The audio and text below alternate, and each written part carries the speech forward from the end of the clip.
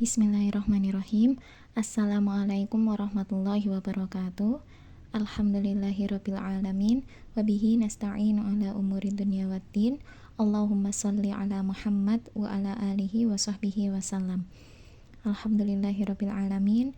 Tak lupa kita bersyukur kepada Allah atas segala nikmat dan juga kesempatan yang insya Allah harus kita syukuri ini, dimana pada hari ini alhamdulillah kita masih bisa menikmati dan juga menjalankan ibadah puasa sebagaimana kewajiban kita sebagai seorang muslim. Dan juga tak lupa saya ucapkan berterima kasih yang sebesar-besarnya kepada MTK PDA Gersik, dimana telah memberikan wadah dan kesempatan bagi saya untuk berbagi terhadap ibu-ibu semuanya dalam kajian singkat menjelang buka puasa kali ini dengan tema mendidik anak berpuasa sejak dini.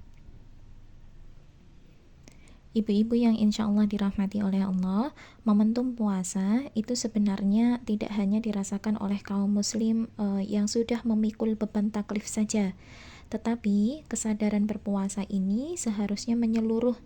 Nah, pada siapa? Yakni pada segenap usia dan juga kalangan seluruh umat muslim. Termasuk di sini adalah anak-anak.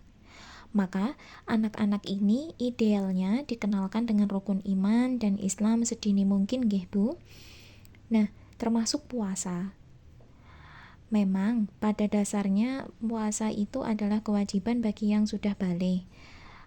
Dimana tanda umumnya bagi anak yang sudah baligh ini, kalau untuk anak perempuan semisal munculnya haid, atau untuk anak laki-laki semisal dengan mimpi basah, atau di lain kedua tadi yakni berkembangnya pola pikir yang telah matang untuk anak laki-laki ataupun perempuan.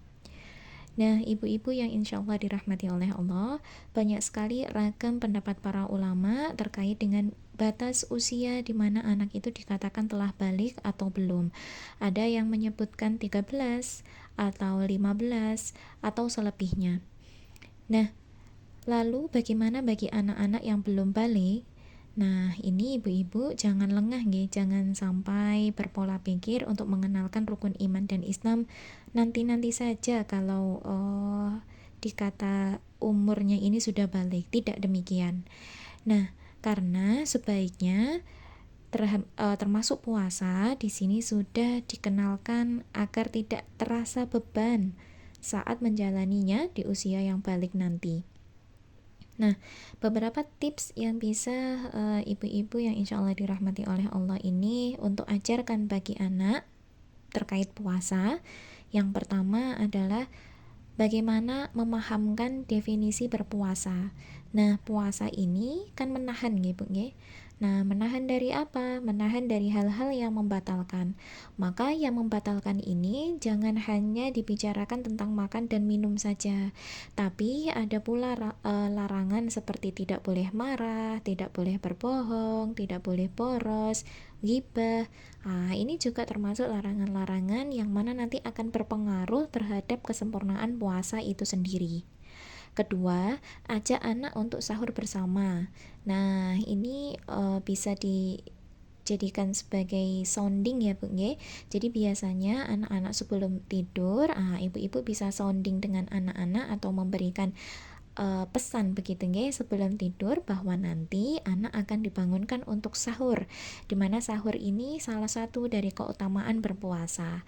Ajak dengan lembut dan temani proses sahur anak. Ini sudah luar biasa sekali, Bu Ibu.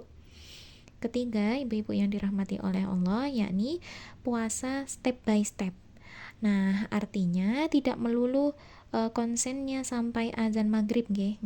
Tapi untuk anak-anak ini bisa dicoba untuk sampai zuhur terlebih dahulu, kemudian disambung kembali sampai waktu asar, kemudian diulangi kembali hingga waktu maghrib dan sebagainya. Tips yang keempat, ibu-ibu yang dirahmati oleh Allah, adalah memahamkan pada anak indahnya berbagi dan juga toleransi. Nah, momen puasa ini kan menjadikan diri lebih peka terhadap keadaan sosial nggih. Maka ajarkan anak untuk tidak makan di depan orang yang berpuasa. Ini juga menjadi salah satu pemahaman yang baik untuk anak terhadap konsep berbagi dan juga toleransi. Kelima, beri pujian atas pencapaian anak. Nah, bila anak ini mampu berpuasa sampai duhur, berikan ulasan yang positif nggih Bu nggih. Dan semangati kembali. Agar apa? Agar pahala dan ganjaran dari Allah ini semakin sempurna. Mungkin bisa diungkapkan seperti itu. Nah, ibu-ibu yang dirahmati oleh Allah, bila anak-anak ini sudah mampu melaksanakan puasa penuh, jangan lupa untuk berikan tadi guys stimulasi yang positif ataupun reward kembali agar mereka tetap bersemangat. Nah, inilah beberapa tips agar anak insya Allah bisa sukses berpuasa, karena proses ibadah ini kan butuh pembiasaan dan pemahaman yang berkelanjutan ya ibu-ibu.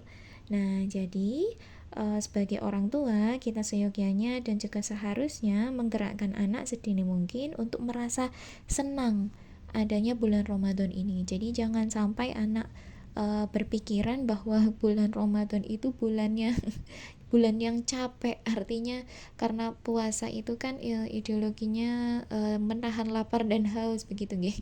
Jadi terasa lemas, terasa letih. Kita sebagai orang tua perlahan-lahan buang ideologi itu dan tanamkan bahwa berpuasa di bulan Ramadan ini adalah bulan yang penuh kesenangan, bulan yang penuh kenikmatan begitu. Nggih, ibu-ibu yang dirahmati oleh Allah, sedikit tips dari saya yang tadi saya bacakan, yang tadi saya sampaikan ada 5 tips nggih. Mungkin bisa saya ulangi kembali. Yang pertama, yakni memahamkan definisi puasa terhadap anak. Kedua, ajak anak untuk sahur bersama. Kemudian yang ketiga, puasa dengan step by step. Jadi tidak langsung secara keras melarang anak makan dan minum sampai maghrib begitu nggih, tapi step by step.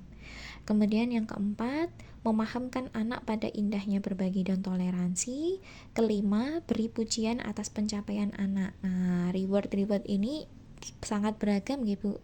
Ada juga yang memberi nasihat, ada juga yang memberi pujian, mungkin ada juga yang memberi reward barang atau benda yang digemari oleh anak, ya, yang insya Allah di sini juga tanamkan nilai untuk tidak boros dan juga berbagi. Begitu kiranya sedikit yang bisa saya sampaikan dalam kajian menjelang puasa ini. Semoga dapat bermanfaat bagi kita semua. Walhamdulillahirabbil alamin. Wassalamualaikum warahmatullahi wabarakatuh.